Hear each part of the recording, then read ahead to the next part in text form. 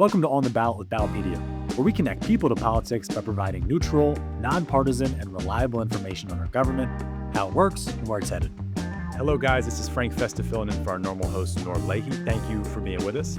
Today, we're talking about next week's New York City mayoral primary, the Democratic primary, taking place on June 24th. The field is set. There's a lot of different storylines going on, and it's pretty hard to keep up. So we're here. I'm joined today by Annie McDonough, the City Hall reporter at City and State New York, to help us break it all down and make sense of all the different candidates and storylines and help you, even if you're not in New York City, understand what's at stake here in the Big Apple. So Annie, thank you so much for joining the show. Thanks for having me. Like I mentioned before we started, Annie, we have a national audience, some people overseas. So kind of set the stage for our broader audience. Why is this race so interesting? I think New York City always gets a lot of attention, rightly or unrightly so. It's the largest city in the country and a lot happens here. So people are paying attention anyways, perhaps, even if they're not living here.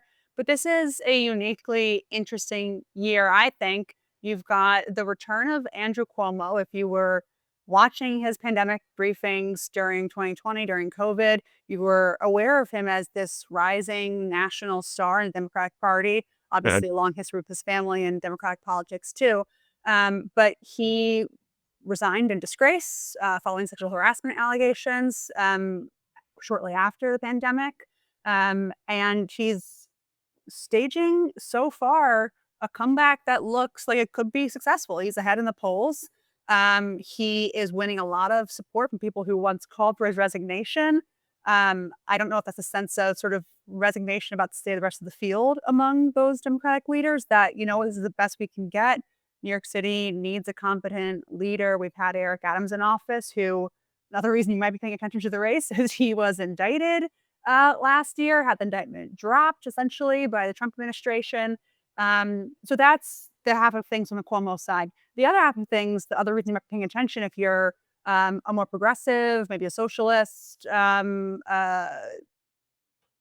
of interested in politics from that angle, younger person, you've got Zohran Mamdani, who is a young assembly member from Western Queens, representing Western Queens, I should say, who is staging a really successful campaign that looks like it could rival and potentially come really close. And who knows, potentially, if things go in his favor, outdo the sort of Cuomo machine, this long established sort of power in Democratic politics in the city.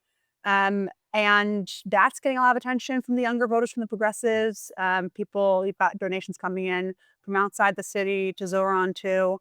So I think it's one of the more twisty and exciting elections that we've seen in the city so far. No, definitely is. And living here too, it's I feel like I'm waking up and looking at that every day. There's so many things to follow. A lot of different storylines for us to disentangle there. We'll talk about some of the candidates in just a moment.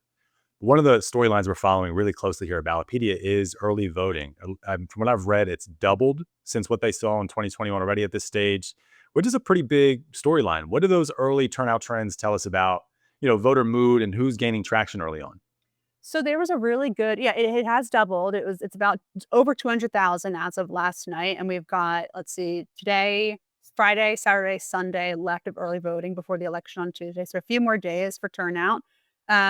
What we're seeing so far, an analysis by the website Gothamist showed that a lot of the strength in those turnout numbers is in the sort of younger Brownstone, Brooklyn areas that might favor Zohran Mamdani. Sure.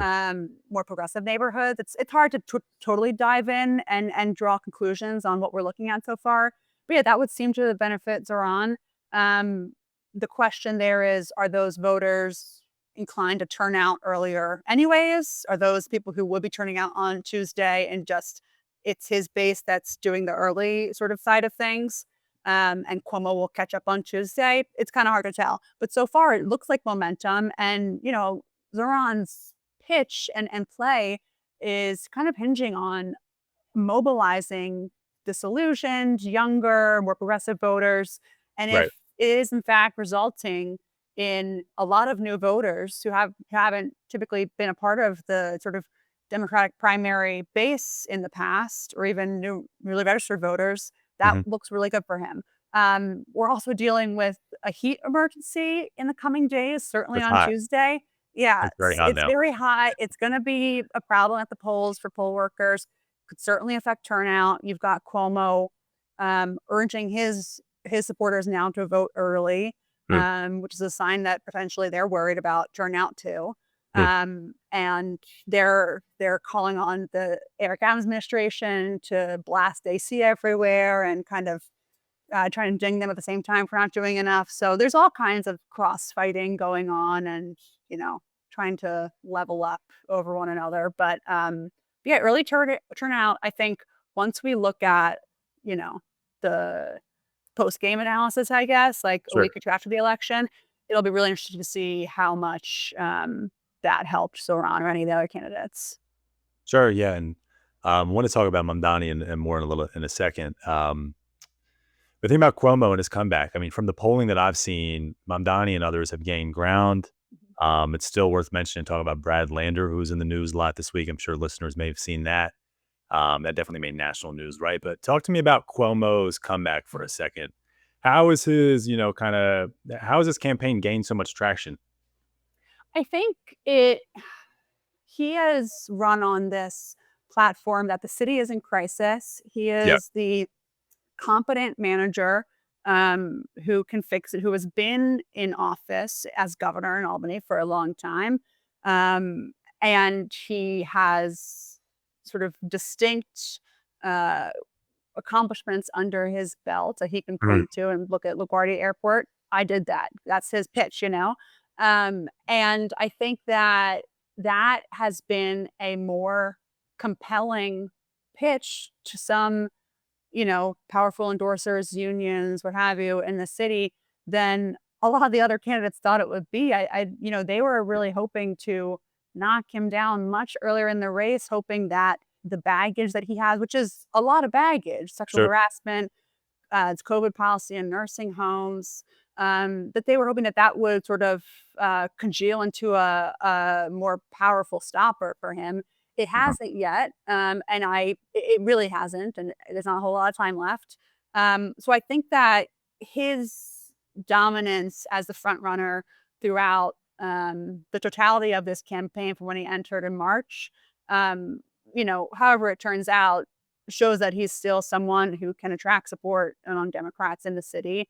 And part of that pitch might have to do with the fact that the front runner, or rather the second place sort of polling candidate right now, is a Democratic socialist, and Sure. he's doing a lot of fear mongering about that. We cannot have this inexperienced guy who's way too progressive, who doesn't know how to manage things. That's his pitch, running the city.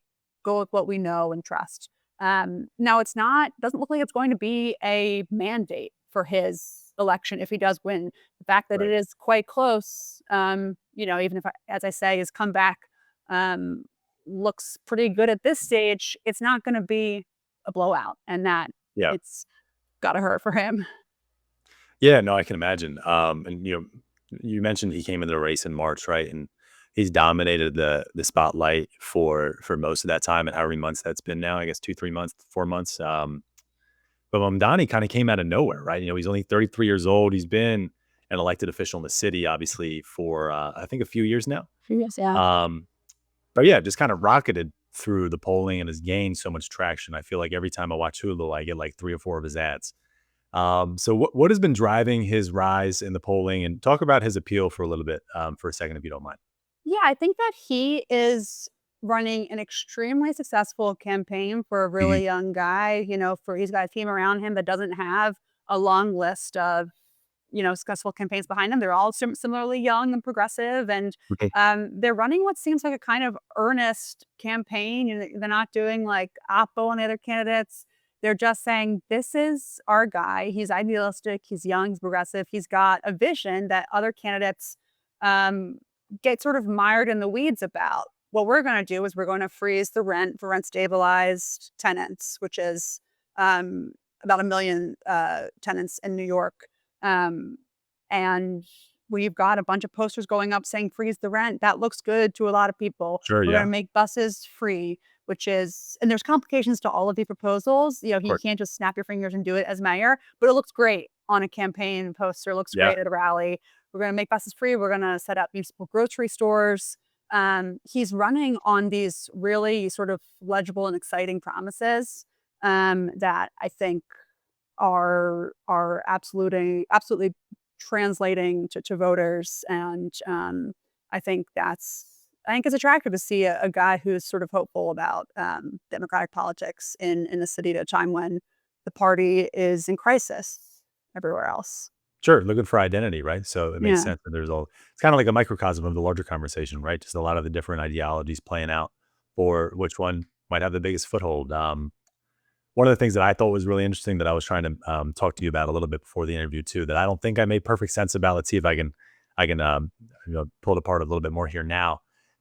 Mamdani endorsed another candidate in the race named Brad Lander, who is the city comptroller, if I have that correct. yes, And then correct. Lander endorsed him as well, which is kind of weird, right? I think that that's something that, at least in my experience working at Ballotpedia for a couple of years now, I haven't seen or heard about that a ton, and I think it has to do with ranked choice voting. So, if you can, I know some of our listeners may know what that is, and the explainers can get a little long-winded at times. But is there any quick 30-second pitch, one, about how that works or how it's going to work in this race, and then two, what that that cross endorsing between people who maybe are more ideologically aligned or things like that, how is that going to factor into the race? Totally. So ranked choice voting, I'll give the elevator pitch. Basically, um, traditional election, most votes wins. Mhm. In this primary, it's only in primaries in New York City. In this primary where you've got over 9 candidates, maybe about Wow. 9 sort of seriously running, Yep. um, if none of those candidates on election night gets more than 50% of people's first choice votes, Okay. it triggers ranked choice voting, which is where on your ballot, all primary voters can rank 5 candidates in order. You don't have to, but you can. You can rank 1, you can rank 3, you can rank 5, you can do whatever you want. Um, and what happens when no candidate crosses that 50% threshold on election night out of first choice votes? You have the lowest performing candidates' votes redistributed so that people who ranked that, say, that ninth place candidate first, whoever those voters ranked second, third, fourth, fifth, get redistributed in successive rounds until you've got 2 candidates left and a winner of those two. So it's essentially going to help.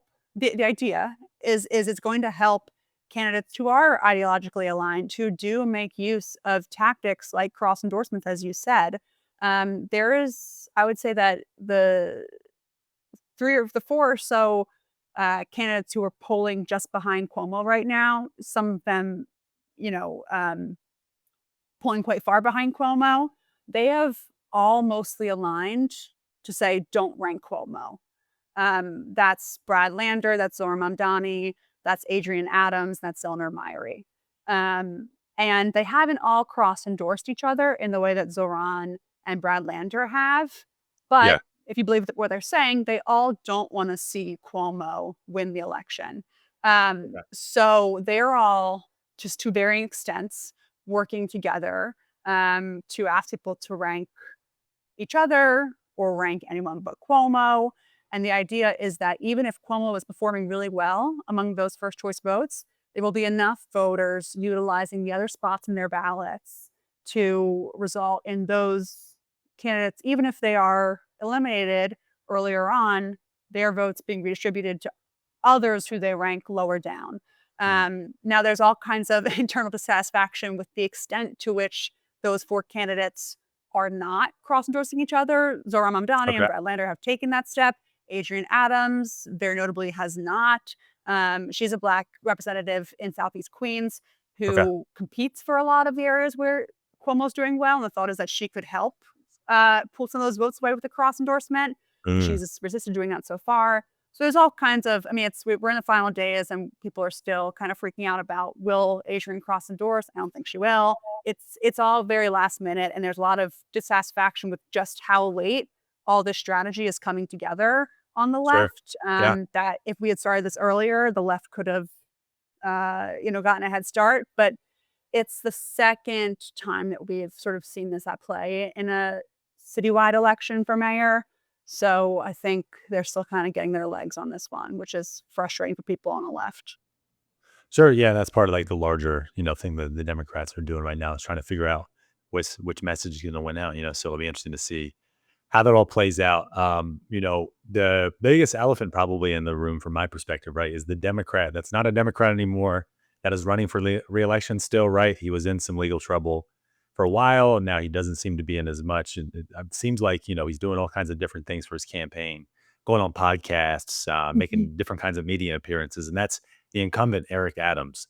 Tell me what's up with his campaign. I think that people have probably followed that story that don't live in New York City all year or the last 2 years because it has been, hopefully this is a nonpartisan thing to say. It's been a little wacky. There's been a lot of stuff going on there. So catch our listeners up quick. What's going on with Eric Adams and his strategy for reelection? So Eric Adams, another reason why this is such a fascinating race is that you have an incumbent who's not really a competitor. I mean, not at all a competitor in the Democratic primary and Right. isn't really thought of as seriously a competitor in the general unless he pulls something crazy together, and we'll see if that happens. But Sure. he was indicted last year on corruption charges. He was about to face trial this spring. The Trump administration, the Trump DOJ, stepped in and asked those charges, which have been brought under the former Biden DOJ, be dropped. They eventually were. Hmm. And that sparked a lot of concern from Democrats and people with whom Eric Adams was already unpopular. His approval rating, by the way, was already very, very low in the city. Okay. But further put him in jeopardy with Democrats in New York City who saw that as a very distinct quid pro quo to work with the Trump administration on issues like immigration enforcement to have his case dropped. The short of it is his case is done. It's dropped and cannot come back, is the way that it was officially dropped by the DOJ. And he, I think, saw the tea leaves that he could not compete in the Democratic primary, especially with Cuomo. So he's still a registered Democrat, but he's not running in the primary. He's running instead on one of two independent party lines that's still being worked out. But he'll run as an independent candidate in November. And it's a really difficult path for Sure. Yeah. an independent in a general election in New York City. But I think, and he's, behind in fundraising, he's got trouble there. But I think the extent to which he appeals to moderate to conservative to even the sort of MAGA crowd in New York City or their donors outside the city in the general will be really fascinating to watch because he's, as you said, doing, these podcasts, Dr. Phil sort of engagements, Right. it's he's appealing to a totally different set of people than you need to win as a Democrat in New York City. And so it'll be fascinating to see how that coalition, to the extent to which he tries to pull it together, comes together in November. And let's look past the primary. And thank you so much again for your time. This has been really informative. Um, let's look past the primary. So in November, this is probably maybe the thing that I'm most confused about, right? From reading up on the race a little bit this week at a couple different outlets, it seems like both, no matter what happens in the primary next week, whether Cuomo wins, Mamdani wins, someone else wins, right? Maybe like Brad Lander or Adrian Adams pulls out a comeback win out of surprise, right? Definitely possible. But from what I've read, both Cuomo and Mamdani have their own plans on how they can end up on the ballot in November, regardless of what the result of the primary is next week. So that is a little confusing, especially considering that we already have Adams, who is running as an independent, right? So we have the Yep. former Democrat Adams running as an independent. We have whoever wins the Democratic primary running as a Democrat, purportedly, right? And then whoever doesn't is going to run in this other third lane. Help us make sense of what's going on Sure. with that. Part of the confusion is that there are multiple third lanes in November in general elections. So like you can have, and we will probably have, as you say, Yeah. multiple independent candidates. And then as we were talking about before, Republican Curtis Sliwa will be running on the Republican Party line, Guardian Angels Right. founder. Correct. But so yeah, both Mamdani and Cuomo have a path to run in November. And Cuomo's is that he petitioned on a third party line, that an independent party line already, and he can carry that forward to November if he doesn't win the Democratic primary.